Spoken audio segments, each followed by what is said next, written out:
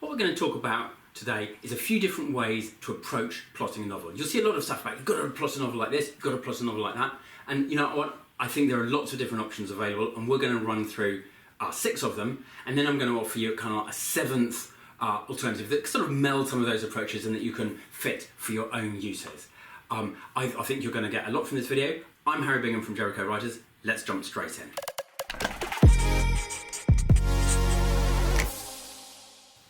Okay, and the first thing to say is there's no one way to plot. Okay, so J.K. Rowling famously plotted her books out on graph paper before she embarked on them. And Stephen King, equally famously, he wrote Misery just sort of page by page. He didn't know what was happening next. Lee Child, for example, does the same thing. So there's no one way to plot. And if anyone tells you there is only one way to plot, you already know that that's not truthful. But let's look at the first method, plotting a book like a movie. Okay, so let's look at plotting your book like a movie. And you'll see that movie writers, screenwriters, are very strict and very regimented about the way they lay out their movies. So there'll be 25% roughly of the page count will be in setup. And that setup needs to give you a sense of the status quo. Then there'll be a call to adventure, probably a debate and a refusal, and then something that tips the hero, the protagonist, into Act 2. That's the break into Act 2. Then you're in what is known as the middle act of the movie. That's sort of development thing where things heat up. And typically at the start of that middle act, you'll, that's where the love story comes in or some other secondary story comes into it. And the main story starts to unfold. And that's what the screenwriters will call the promise of the premise, as you sort of develop the nature of your setup. At the midpoint, which should happen in movie terms pretty much in the middle of your book or your screenplay, everything either seems great or awful, but that's kind of a full stop on either way. That what seems like the conclusion, the midpoint collapses, the bad guys start to close in, and you have the break into Act 3. And then you have your crisis and resolution, which is the last quarter of your screenplay, and all is lost. There's a dark night of the soul. There's both a kind of internal and external collapse, but then there's some fresh idea, fresh inspiration, new determination, one last effort, and a grand finale. Now that is really classic movie plotting. And if you want to plot like a screenwriter, then I'd recommend that the best single introduction to movie structure is Blake Snyder's Save the Cat. It's very easy to read, it's very clear about the structure you need to set out. It's fun to read, it's a pleasant read, it's a great tool.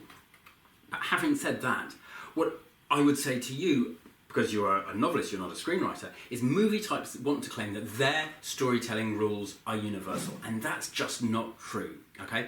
What is true is that they're universal for movies, and for some novels, but there are plenty of novels that just don't really fit that structure at all.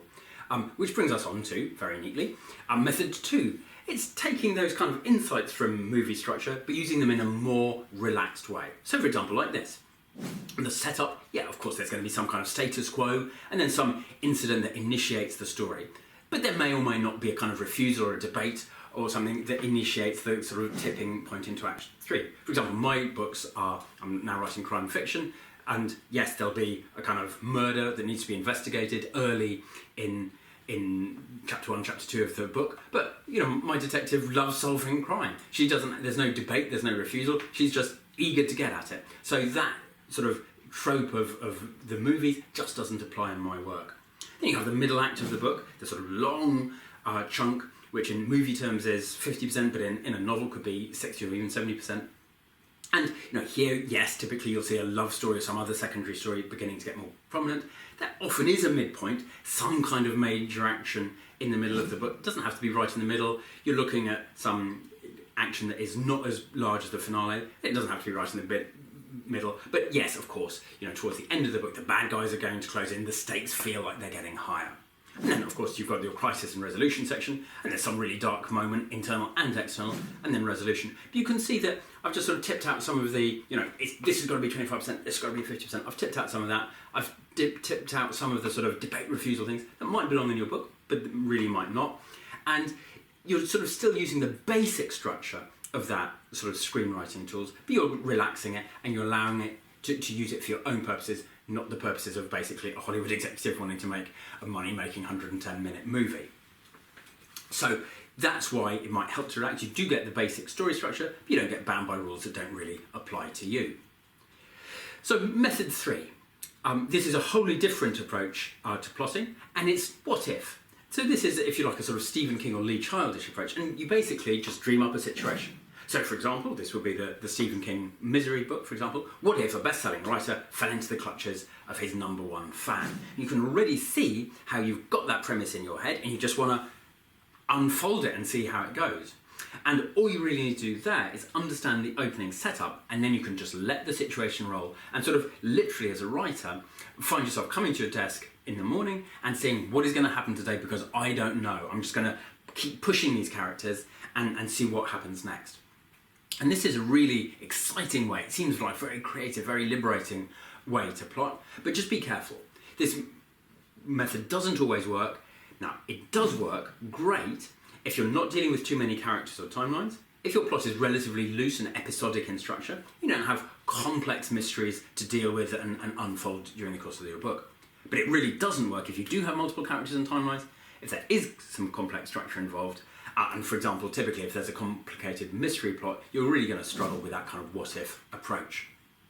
In other words, if you are the sort of person who likes writing in that way, and if your plot suits that kind of, if the story suits that kind of approach, then it really could work. But in general, I think for most of you watching this video, you're going to get into trouble if you just go 100% all in on that what-if type approach to writing.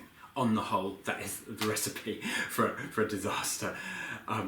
Method 4, method 5 are sort of flip sides of the same coin in a way. It's just worth having it in your head because it's quite helpful understanding what they are. So method 4 is the suspense type novel. That's most novels. And the key question here is what happens next? And if you're writing a suspense type novel, we're always looking forward to into the future, what is happening next? Every single chapter you write has got to destabilise the story situation. And what does that mean? Is if you've got a character, let's say Jane Austen's Lizzie Bennet, her overwhelming priority is to get happily married, to get well married, and every single chapter. So that's the protagonist, this is her goal, and every single chapter has to destabilise that situation. So even if you're on some kind of secondary subplot, that secondary subplot has got to link back in some way to the main plot, and you've got to keep on destabilising that character in relation to her goal. Sometimes she's going to make a little advance, sometimes it'll be a little bit of a retreat, but you need to keep that destabilising going all the time. That's the basic structure of a suspense type novel, and even if you're not writing a kind of classic crime thriller type thing, yours is probably a suspense novel because most novels these days, nearly all novels these days, are sort of a what happens next type book. But let's have a look at method 5 as well. This is the mystery type novel. And a classic example of that would be, for example, an Agatha Christie novel where, the detective is never in any real danger and the whole book is really about what happened in the past, who killed Colonel Mustard in the library, and it's unfolding a series of clues. And the key question in these novels is what happened in the past? And mystery novels are driven by clues, revelation and detection. And these sort of novels don't really exist today. There's some scope for them, but not very much. Essentially, suspense is a more powerful driver of a reader's engagement than mystery. So you get plenty of mystery novels, but they normally introduce some kind of jeopardy for the detective. But I want you to have those two kind of plotting approaches in your head, the sort of method 4, suspense, method 5, mystery, because I want to introduce you to method 4 and 5 combined, which is the mystery thrillers, where you have elements of mystery and elements of that kind of suspense type thriller novel. And the key questions are both what will happen next and what happened in the past. So classically, will the detective manage to escape? And who did kill Loretta Lampshade? So there's a question about the detective and the safety and the welfare of the detective, and a sort of suspense type story strand, but also one that looks backward to the past and, the murder of Loretta Lampshade. And that's a very, very powerful tool as a way to plot. And what I would absolutely emphasise about this kind of combined mystery suspense novel is that you get two plot engines, not one, but it's not just for crime thrillers either. So although it's most obvious in crime thrillers because you typically have a detective, but your mystery could involve ghosts, or a romantic letter from an unknown admirer, or a peculiar order from the king, or a family mystery that seems to centre on this interesting island off the coast of Greece, or whatever it is. So there are a million different mysteries you could have that don't actually involve somebody whose job description is a detective. It could just involve your protagonist doing some kind of, effectively, some mystery uncovering work themselves. But if you combine both of those things, the suspense and the thriller, in your book, whatever genre it is, you'll find that you get 2 plot engines, not one, and there's a much richer texture to your story. Now let's come to method 6, the snowflake method of plotting. Now the brand name, the snowflake method, was created by a guy called Randy Inger Manson, and you can look him up online if you want to. But the basic idea of his method was really very old. And the idea is this: writing a complete novel plan from scratch is hard, of course it is, so build it up in layers. You start really, really simple and get ever more detailed.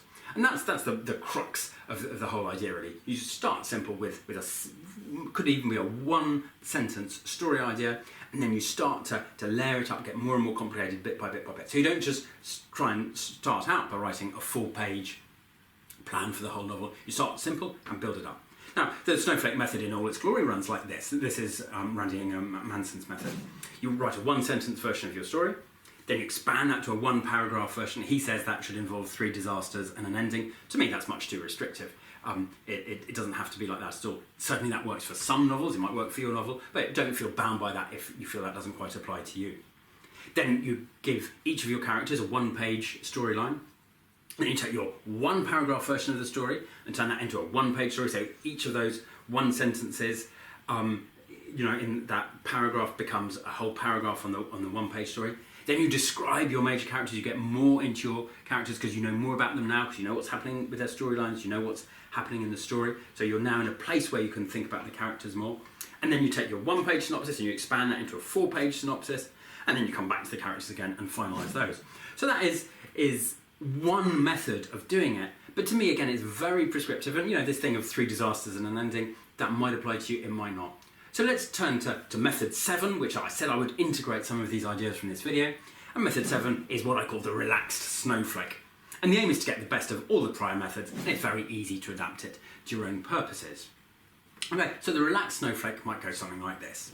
So let's start out with a 1-sentence description of your story. Keep that sentence short, keep it to under 20 words. You just want the barest of bones to your story. Then you start to build up your novel layer by layer. And this is the really important bit. You're going to need sections, headings. You can do this on paper, you can do this on your computer, I don't mind. But you actually do need to physically do it. You have a set of notes on your basic challenge or the story that you're going to be dealing with, the characters, and your settings and themes. So under your challenge, your story headings, you're going to be talking about what the status quo is at the start of your book, how that gets disrupted, what the initiating incident is, disasters and other big scenes that you're thinking about in your head. Get those down on the page. Once they're on the page, it's really easy to see it and feel it. Characters, same thing. You write down notes on your major characters. We want to know about their past, their goals, their personalities, and other key characters that you may want to make mention of as well. With settings and themes, talk about where your book takes place. Start to make that more concrete in your head, even if it's a place you know really well. I'm going to say you live in New York and your book is set in New York. That's absolutely fine. But then what bits of New York are you using? The sort of, there are all sorts of these, it's a very complex system, a big city, ecosystem, and which bit of that ecosystem are you looking at? What, where do your characters hang out? What do they do? Like the startup, some kind of tech startup world within New York would be totally different from some kind of, coming of age, 1960s, Italian-American mafia style book. So you've got to enrich your settings, even if it's a set of settings you know very well. And what is your book about at a very deep level? And the main thing to understand as you build up these notes is that you're not just writing one set of notes turn by turn. It's very iterative and it's very trial and error. So you write a little bit about character and then that sparks a story idea for you. So you go and write down your story idea and then you think, oh, but that would only really work if my setting had included this. So then you include that about your setting or the other sort of rules of the world that you're operating in. And you might try some things out. You might sort of write an incident down under your kind of story section. You think that's fine. And then as you start to develop things a bit more, you think, no, that doesn't fit. You might have to scratch it out. That's absolutely fine. That's you doing your job well. It's not you doing badly. You don't have to, this is a working document and you can put bits in and take them out. You're just trying to build towards something that works for you. And remember, this thing up here, it's not a storage device, it's a processing device. So getting stuff out of the brain and onto paper means that then you can think about the next thing here. You don't have to kind of keep on trying to remember the things you've thought up so far. Okay. One more crucial tip. This is a magnificent way of getting your story engine really working properly. Always try to include a rogue element. So for example, if I told you that I was writing a story about a teen girl meets a teen boy, and they fall in love and blah, blah, blah, you think, fine, but that does sound a little bit boring. But you take that basic idea, that sort of teen romance idea, and just ramp it up a bit with a rogue element. That can work like magic. So here's the same story with the rogue element in it. Teen girl meets vampire. Wow, that's Twilight. Teen girl meets teen boy, and they both have cancer. That's John Green's The Fault in Their Stars, or The Fault in Our Stars. Again, that no one's expecting cancer as a central story element in a kind of teen romance, and that element dragged that story utterly out of the ordinary, and it became a huge hit. Teen girl meets teen boy, and they're both in a dystopian TV reality show. It's like Hunger Games, and it's finding that rogue element. Although the basic structure of the story is the one we looked at first of all, it's that rogue element which really blasts things into a whole new stratosphere, and you have the very opposite of boredom. Now we've got some absolutely great tools on this. We've got an idea generator tool that helps you discipline your thinking process and helps you getting the ideas you have in your head. It helps you get those into a structure that you can really, really use, and it includes a brilliant way of generating some of those rogue element ideas. Okay, if you want the idea generator, you can get it right from the links below. You can get all of the slides from this video on that same link, and we'll send them both to you. Thanks very much indeed for watching. I'm Harry Bingham for Jericho Writers, and thanks for watching. It's been a pleasure.